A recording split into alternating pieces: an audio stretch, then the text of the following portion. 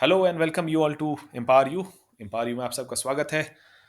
उम्मीद कर रहा हूँ कि हमारे लेक्चर्स आपको कुछ इन्फॉर्मेशंस दे रहे होंगे जिसके बेसिस पे आप एक informed career choice in future में ले सको। And stay tune with us, अभी ढेर सारी चीज़ें आप लोग को करियर से रिलेटेड मिलने वाली है। सो चलो, एनीवेज, जैसे मैंने लास्ट लेक्चर में प्रॉमिस किया था, तो स्ट्रेट अवे हम लोग मूव करते हैं और कुछ हम मैंने यहाँ पे न्यूज़पेपर्स के क्लिपिंग्स आपके साथ शेयर किया हूँ, ताकि आप और अच्छे से इन सब टॉपिक्स के बारे में एक एक ओवरव्यू, एक एनालिसिस, एक एक ओवरव्यू ले सकते हो। ठीक है। सो यहाँ पे हम लोग जनरल टॉपिक्स जो हमने मैक्रो इकोनॉमिक्स में पढ़ा था, और हम लोग कुछ कुछ ये भी देखेंगे कि उस macro economics, macro MACRO, macro economics के बारे में हमने जो देखा था, उन टॉपिक्स का यहाँ पे कुछ करंट इवेंट से हम लोग उसको रिलेट करेंगे, और ये भी देखेंगे कि इसको पढ़ने के लिए किस तरह से माइक्रो की इंपॉर्टेंस होती है। Now the first thing you can see here कि इंडिया की जो जीडीपी है वो 7.3% 23 के लिए एक्सपेक्ट की जा रही है। इन्फ्लेशन 6.8% एक्सपेक्ट की जा रही है ना। ये सिर्फ मैं यहाँ पे आपको डेटा दे रहा हूँ, ये सिर्फ आपको ये बताने के लिए कि इस टाइप से डेटा चीज़ें होती है। अब आपको अगर इसमें इंटरेस्ट है तो फर्दर इसमें आप डीप डाइव करना ये जानने के लिए। बट इंटरेस्टिंग चीज़ क्या है ये समझना, क्या मतलब जीडीपी कैसे कैलकुलेट होती है, इन्फ्लेशन कैसे कैलकुलेट होती है, वो तो एक हिस्सा है ही।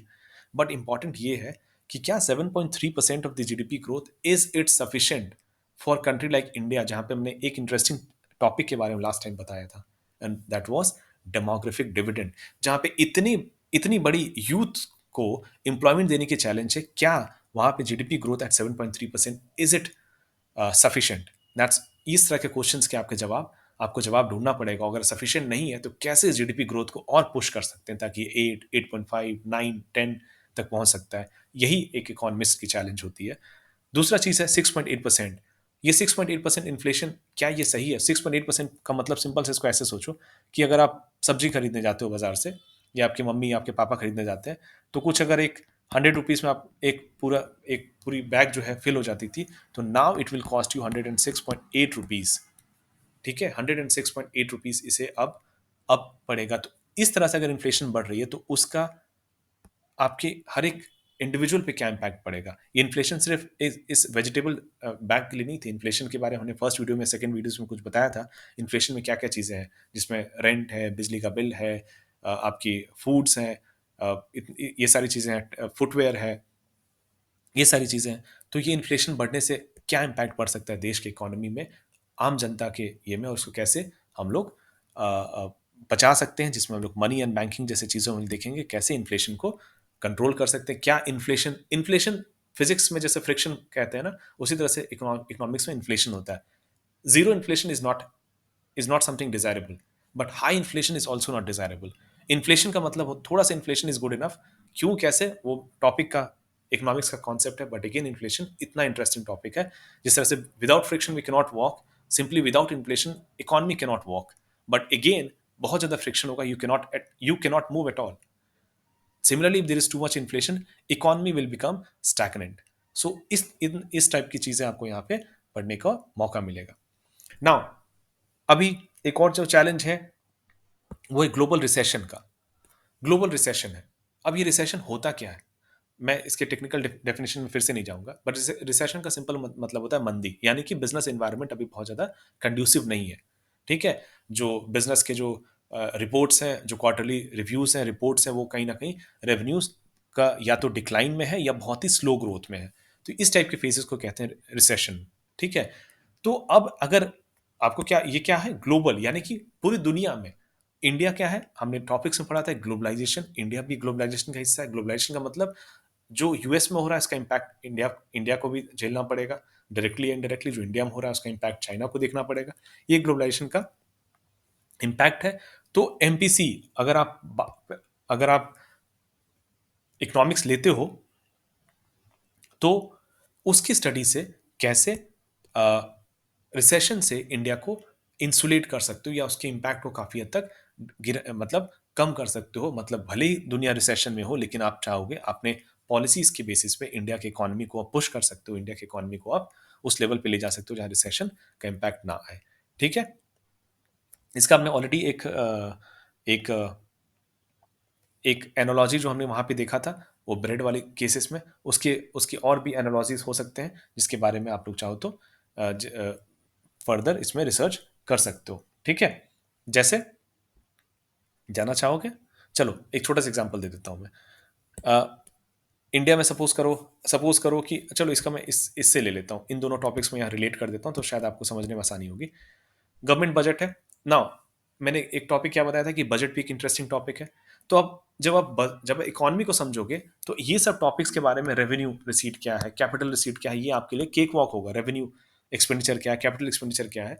बट सिर्फ और सिर्फ इन टॉपिक्स के डेफिनेशन को नहीं जानोगे, इसका इम्पैक्ट को भी आप स्टडी कर पाओगे। अगर आप देख सकते हो यहाँ पे पिछले 4 वर्षों में कैपिटल एक्सपेंडिचर की ग्रोथ हुई है। अब ये कैपिटल एक्सपेंडिचर होता क्या है? सिंपल भाषा में कहें, कैपिटल एक्सपेंडिचर का मतलब जो फ्यूचर इन्वेस्टमेंट्स के लिए होते हैं, जैसे कि रोड, ब्रिज, स्कूल्स, जिसमें आप डे टू डे लाइफ खर्चों को नहीं मैनेज करते हो, बल्कि फ्यूचरिस्टिक पर्सपेक्टिव से इसमें आप करते हो।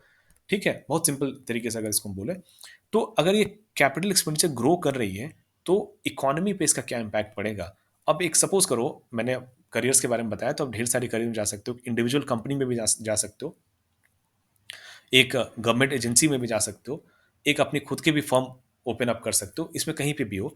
सपोज करो कि कैपिटल एक्सपेंडिचर गवर्नमेंट बढ़ा रही है, इसका मतलब गवर्नमेंट को पैसे चाहिए होंगे।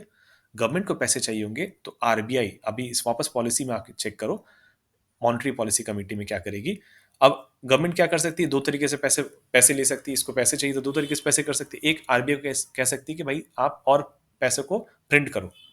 बट आप सोचो कि अगर इकोनॉमी में ज्यादा पैसा आ जाएगा तो क्या इंपैक्ट होगा। हमने वहां पे वो ब्रेड बटर वाले ब्रेड के केस में देखा था। तो अगर गवर्नमेंट आरबीआई को कहती है कि भाई आप और प्रिंट करो, पैसे को और प्रिंट करो, तो उसका क्या इंपैक्ट पड़ेगा।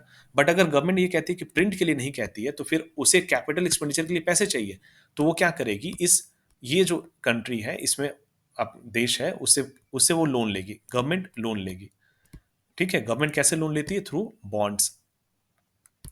तो इस बॉन्ड्स का कुछ परसेंटेज, रेट ऑफ इंटरेस्ट कुछ इंटरेस्टिंग रख देगी, कुछ अट्रैक्टिव रख देगी, 8%, 7.5%, 6%, 9%, जिसकी वजह से लोग क्या होंगे, जनता क्या होगी, कि वो गवर्नमेंट को पैसा देना शुरू करेगी। बड़े बड़े जो कैपिटलिस्ट होंगे वो पैसा देना शुरू करेंगे।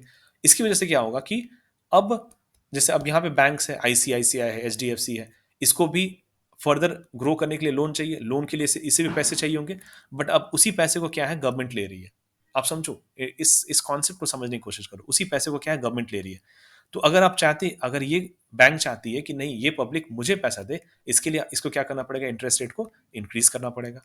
अगर ये इंटरेस्ट रेट इंक्रीज कर रहा है, तो ये लोन जो देगी उसको भी अपने इंटरेस्ट रेट को बढ़ाना पड़ेगा, क्योंकि आपने फिक्स डिपॉजिट में आपने इंटरेस्ट रेट बढ़ा दिया, तो उसको प्रॉफिट रखने के लिए क्या करना पड़ेगा, अपने लोन्स के भी इंटरेस्ट को बढ़ाना पड़ेगा। ये बहुत सिंप्लीफाइड तरीका है, चीज़ें इतनी सिंपल नहीं होगी, बट आपके लिए मैं एक जनरल ऑडियंस के लिए मैं चीज़ों को प्रेजेंट कर रहा हूँ इस तरीके से। तो इसका मतलब क्या होगा कि इन फ्यूचर में लोन लेना महंगा पड़ जाएगा, तो कार लेना महंगा पड़ जाएगा, तो उसका इम्पैक्ट इकोनॉमी पे कैसे पड़ेगा, तो उसमें यहाँ पे आरबीआई इंटरवीन करेगी और एक अप्रोप्रिएट स्टेप्स लेगी। तो आरबीआई में काम करने वाले भी इकोनॉमिस्ट होंगे, ये बजट बनाने वाले भी इकोनॉमिस्ट होंगे, इन बैंक्स का ध्यान रखने वाले भी कोई ना कोई इकोनॉमिस्ट होंगे, ये कैपिटलिस्ट जो फैसला ले रहे होंगे क्या मुझे इन बैंक को पैसा देना है या गवर्नमेंट को पैसा देना है, यहाँ पे भी कोई ना कोई इकोनॉमिक्स के ही जानकार होंगे, इकोनॉमिक्स या अलाइड सर्विसेज के रिलेटेड। ठीक है? एक और टॉपिक है ट्रेड डेफिसिट, जिसके बारे में मैंने 1991 का ही एक हिस्टोरिक केस लिया था। IIFT, Indian institute of foreign trade के बारे में ऑलरेडी लास्ट लेक्चर में बताया था।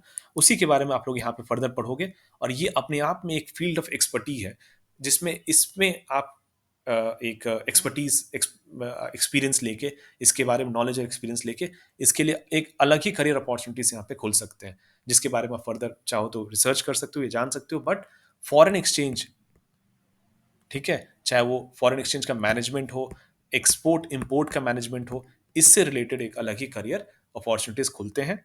ठीक है? देखो, जब मैं करियर अपॉर्चुनिटीज के बारे में बात कर रहा हूँ ना, तो इसको सिंपल तरीके से सोचो कि आपकी सोसाइटी में जो भी, मतलब कोई भी, चाहे हॉस्पिटल खुल रहे हो, स्कूल खुल रहे हो, कोई कंपनी खुल रही है, कोई इंडस्ट्री खुल रही हो, एक इंडस्ट्री में एक इंजीनियर की जरूरत है, एक हॉस्पिटल में एक डॉक्टर की जरूरत है। ठीक है? एक स्कूल में एक टीचर की जरूरत है। बट आप ये बताओ क्या कोई भी ऐसा फील्ड है जहां पे इसमें से इकोनॉमिक्स या फाइनेंस वाले बैकग्राउंड के स्टूडेंट्स की जरूरत नहीं है? क्या एक इंडस्ट्री विदाउट फाइनेंस वाले बैकग्राउंड का चल सकती है? क्या एक हॉस्पिटल विदाउट फाइनेंस वाले बैकग्राउंड के चल सकती है? क्या एक स्कूल विदाउट फाइनेंस वाले बैकग्राउंड के लिए चल सकती है? तो you can understand the universality of this finance और इकोनॉमिक्स बैकग्राउंड वाले स्टूडेंट्स की डिमांड के बारे में। ठीक है। Now liberalisation privatisation, I will not go into this, I will not go into this, but ठीक है। जैसे अभी मैं जस्ट एक दो करियर्स के बारे में और मैं जब बता ही रहा हूं, तो और करियर कहाँ पे खोल सकते हैं, जैसे कि गवर्नमेंट ने, आप सपोज करो कि गवर्नमेंट ने बजट लाया, उसमें पता चला कि एग्रीकल्चर की एक्सपेंडिचर गवर्नमेंट की इंक्रीज करने वाली है, प्लस आपके पास डेटा आ गया कि मानसून भी इस साल अच्छा हुआ है। तो आप इकोनॉमी के एक्सपर्ट के तौर पे आप क्या सोचोगे, आप इसको ऐसे रिलेट करोगे, अच्छा एग्रीकल्चर बढ़ रहा है, एग्रीकल्चर बढ़ेगा मतलब रूरल इकोनॉमी बढ़ेगी, रूरल इनकम बढ़ेगी, रूरल इनकम अगर बढ़ेगी तो कौन कौन से प्रोडक्ट्स हैं जो रूरल एरिया में जिसकी डिमांड ज़्यादा है? अगर रूरल एरिया में उसकी डिमांड ज़्यादा है तो उसके शेयर प्राइसेस क्या बढ़ने वाले हैं। अगर रूरल इनकम बढ़ रहा है तो रूरल की मेन सोर्स ऑफ इनकम क्या है? एग्रीकल्चर है। एग्रीकल्चर अभी क्या है? मशीनरी से चलती है, ट्रैक्टर्स जैसे इक्विपमेंट से चलती है। तो अगर रूरल इनकम अगर इंक्रीज हो रही है तो इक्विपमेंट्स के, मशीन्स की डिमांड क्या इंक्रीज होने वाली है। तो अगर आप एक बिजनेस पर्सन हो जो ये जानना चाहते हो कि आप कहाँ इन्वेस्ट करोगे, कौन से प्रोडक्ट को आप लॉन्च करोगे, कौन से प्रोडक्ट को आप मैन्युफैक्चर करोगे, तो इस तरह के डेटा और इस तरह के एनालिसिस और इस तरह के इन्फॉर्मेशन आपको ये डिसीजंस लेने में हेल्प कर सकते हैं। आपको सपोज शेयर्स खरीदने हैं तो आपको एक साल में जब ये सारी डेटा है तो आपको डेफिनेटली एग्रीकल्चर और रूरल से रिलेटेड जो भी कंपनीज होंगे वो अगले एक साल के लिए बेनिफिट दे सकता है। तो ऐसे डिसीजंस आप कैसे ले सकते हो? फाइनेंस के बेसिस पे ले सकते हो। ठीक है। जैसे यहाँ पे हमने बताया था क्या, बॉन्ड्स के बेसिस पे, यहाँ पे हमने क्या बताया था, बॉन्ड्स वाला कॉन्सेप्ट बताया था। ठीक है। अब गवर्नमेंट ने क्या किया, इंटरेस्ट रेट बढ़ा दिया, गवर्नमेंट ने क्या किया, इंटरेस्ट रेट अपना बढ़ा दिया। ठीक है। ठीक है। गवर्नमेंट ने क्या किया, अपनी अपनी इंटरेस्ट रेट इन्होंने इंक्रीज कर दिया। अब अगर एक करियर है चार्टेड फाइनेंशियल प्लानर का करियर है, तो चार्टेड फाइनेंशियल प्लानर के बारे में अब आपके पास पूरी अवेयरनेस है कि बैंक्स कितनी इंटरेस्ट दे रही है एफडीज में, गवर्नमेंट कितनी बॉन्ड्स में दे रही है।